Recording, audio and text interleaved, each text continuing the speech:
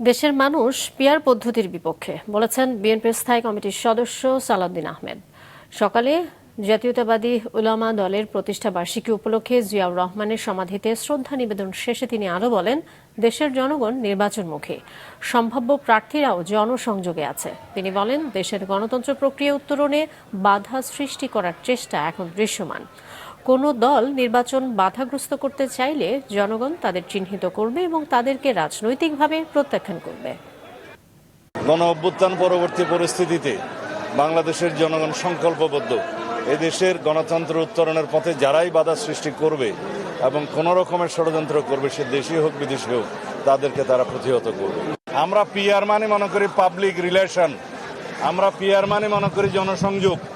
এখন সবাই জনসংযোগে আছে, সেই পিআরে আমরা বিশ্বাস করি। যারা প্রপোর্শনাল রিপ্রেজেন্টেশন মানে পার্মানেন্ট রেস্টলেসনেস প্রতিষ্ঠা করতে চায়, তারা সফল হবে না।